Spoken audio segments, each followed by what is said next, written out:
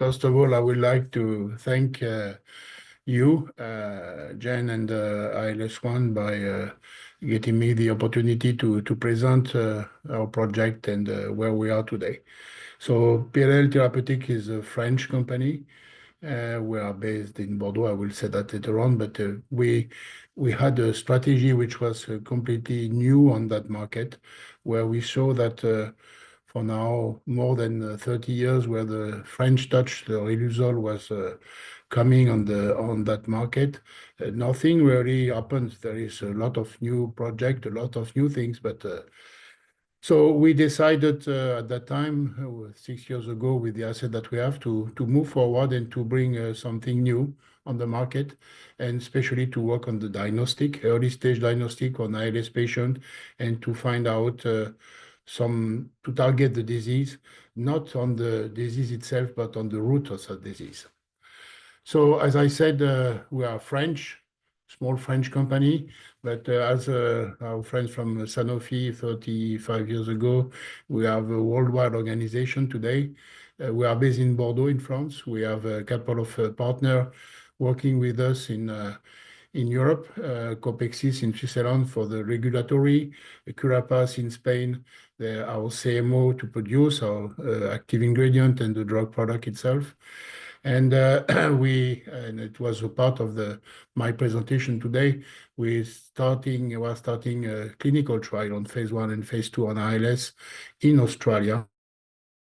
Company over there, a subsidiary, PLL Australia, and we are working with a CRO called Alicia Life Science.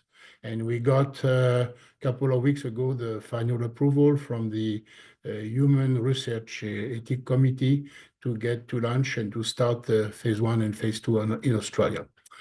And in the US, where you are, we have as well a nice guy, one of my friends, Joe Boncor, is a former Senator of Massachusetts and CEO of MassBio. He's the shareholder of PLL, and he's going to support us on this US market. Now, I would like to start on our project itself. Yesterday, there were a nice presentation from the Michigan Medicine about the origin of the disease and the chemicals, pesticide, a lot of things. And it's true that if you look after the environmental things, a lot of things are moving on that field. And we are sure today that a lot of things like the food, medication, and we know that antibiotics is going to disturb a big part of the gut as well.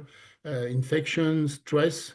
There were some study done with the military in the US and in Kuwait against the stress and the fact that a lot of people came back from such area. The soldier came back with ALS disease more than the normal population. So there is a lot of environmental and things, toxin, pesticide. And as I said, we are a French company. We are based in Bordeaux. And Bordeaux, it's well known for some other biotech product like the wine. And it's true that the wine pesticide used during in the field, there is now a law in France where working in the wine field is a professional disease if you get the Parkinson disease. So there is a lot of Parkinson people in the area of Bordeaux and in the area where there is a pesticide, not only in Bordeaux, but of course, it was one of the main topics. So there is, of course, the genetic part. We know that the first 1,000 days after birth, if you get some antibiotics, you can have an impact of your microbiome, and it's a big part of the target that we have on the root of the disease. And as I said, that if there is an action like that, there is always a reaction. And the reaction is the chronicity of the disease. And if you look, I'm not going to go in details on that drawing, but just to say that there is a change in the microbiome for sure, which is going to help the product to go outside from the microbiome, to go to the blood. And after, because of the same issue with the brain-blood barrier, some of those points, chemicals or lipopolysaccharide or whatever, will go to the brain. And there is a lot of work on that done to show that this is going to create the motoneuron apoptosis. So this is true that we know that today those effects, those initialization can have an effect on the bacteria inside the microbiome and disturb the production of what we can say some specific component, the small chain fatty acid, the butyrate, lactate, propionate, acetate, and those components are very important to keep the permeability of the gut and as well of the brain-blood barrier. So this is a very important origin of what we were thinking about the disease and how to start to treat that on a proper way. Now, as I said, there's those four small chain fatty acid, butyrate, propionate, acetate, lactate, they have a key role on the permeability of the gut and as well on the permeability of the brain-blood barrier. And if we target that on our project and as a drug product, we know that if we can rebalance the butyrate in the blood on a proper way from the outside of the gut, we can bring an added value to restore the gut permeability and maybe in the future to slow down or to stop the evolution of that disease. Those products, butyrate, there is a role in neurotransmission, brain-blood barrier integrity, brain neuron energy metabolism, neurodevelopment, neuroprotection. So all those products have an effect on the brain-blood barrier as well, but they have an effect on the gut permeability, and they have an effect as well on the disease itself. Now there is a link between the gastrointestinal roots and the CNS injuries. And it's true that the dysbiosis, the leaky gut, the reduced butyrate production by bacteria, it's a huge event. Using reduce the diversity of the bacteria inside the microbiome as well. And we know that there is some bacteria component which are released in the blood, and we are going to create some effect on the glia cells, on the IDO pathway, on the autoimmunity, and so on. So this is how we built our project from the beginning. Now, the main topic, and I'm going to introduce you what we are doing on that field, is that it's nice to try to target that, but can we have a diagnostic instead of the neurofilament? Today, everybody speaks about neurofilament, but it's not specific on ALS. So we try now to move forward, and you are going to see the result that we have now, how to get some biomarker to confirm the ALS early diagnosis to help the doctor at the hospital or whatever after the first symptom to focus on that disease and maybe to treat them at this early stage. Because today, most of the patients I've shown, I have some good friends of mine in Paris, Olivier Goua, who is now with ALS, and this guy during 2 years was not really diagnosed on ALS and nothing happened. So by the time he was diagnosed, more or less he went to the wheelchair. So this is something we really want to avoid in the future. And as well, the dedicated and early will have a role on the companion diagnostic. I will show you this later on. So this is where we start to work with the asset that we have in PLL. So today, the diagnostic approach on neurodegenerative, and it can be applied with autoimmune disease and some other. There is 3 parts I will explain to you later after. The steric antibodies titration, which is the reflect of the disease metabolism, the follow-up of the leaky gut, and some microbiota panel of dedicated bacteria family that we know which appear or disappear depending on the effect on the permeability of the gut. The first part for the steric antibodies is something which is quite easy to test because it's an ELISA test. So this is something that we do at the office, and this is something which is easy to do anywhere in the world in the future. We have now, I'm going to show you an example of one of the 3-hydroxyquinoline. It is one of the steric antibody that we find on ALS bulbar form on female. And this is interesting because this is something which appear at one moment, and this is the target that we have today, to see at what moment those type of steric antibody will appear on the beginning of the disease on the patient. We have today, with all the data and all the things which was worked, 25 antibodies dedicated to ALS. It appear on bulbar, spinal, male, woman, but we have today, in the final work which was done, shown that we have at least 3 antibodies which appear more or less on all the ALS patients. And this is something we want to move forward on the market and on a large scale in the US, in Europe, and of course in Australia during our clinical trial. This is interesting because those 25 biomarkers are not the same in Alzheimer and Parkinson patients. Just after that, it is an example that a companion example done in Africa with Institut Pasteur for human African trypanosomia, where we shown that these specific steric antibodies appeared during the disease and disappear when the disease was gone. This is very interesting as a companion diagnostic to see the effect. The last part concerning the diagnostic, the leaky gut, so this is under patent construction, but we've done a lot of trial now to show that there is some bacteria marker in the blood, and those bacteria marker appear for the different types of ALS, and it appears as well for some other disease like Parkinson and Alzheimer. But the very interesting thing is it's not the same bacteria.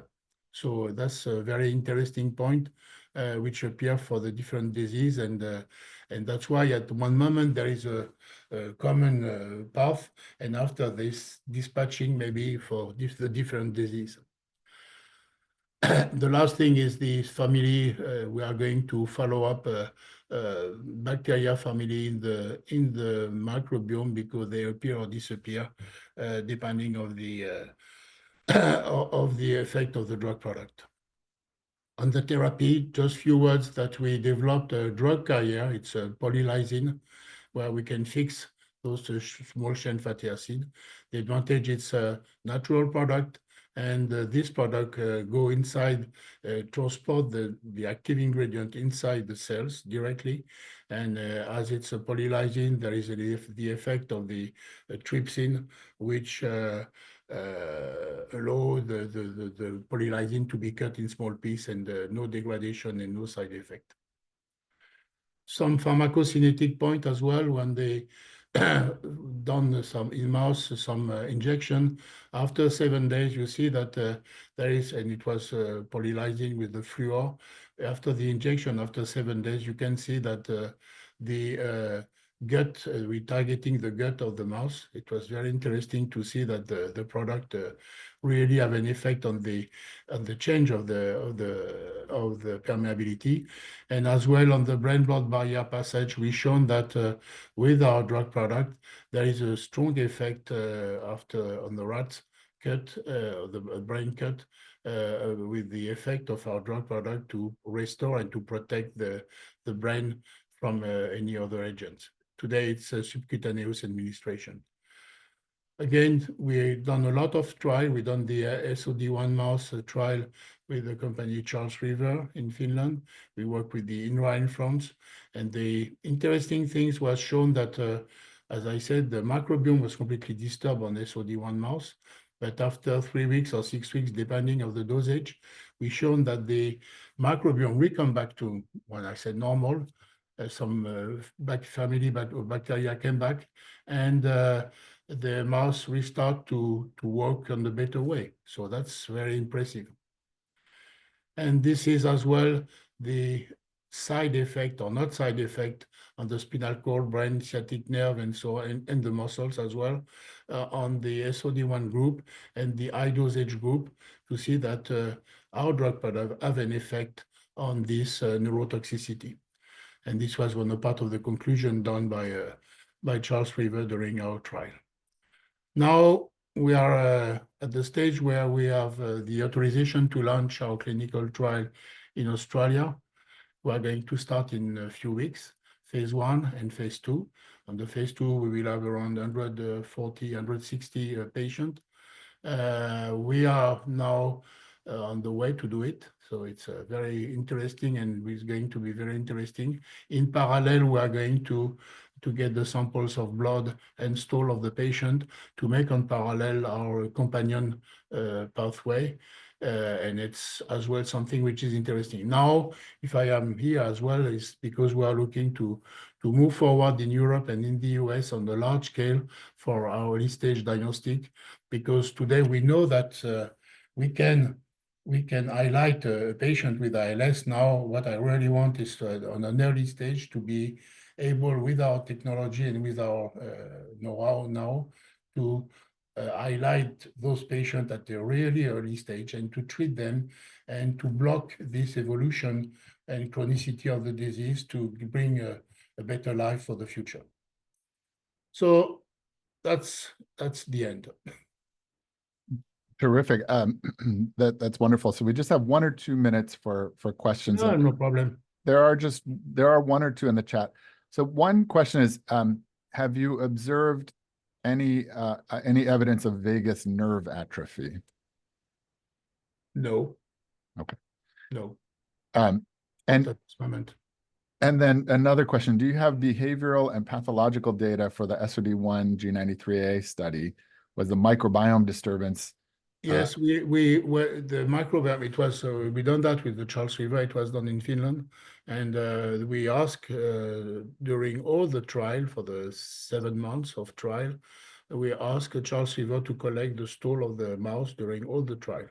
So even for the wild mouse, even for the SOD1, and even for the 2 dosage, which was done. And that's all those data was followed by the INRA in France.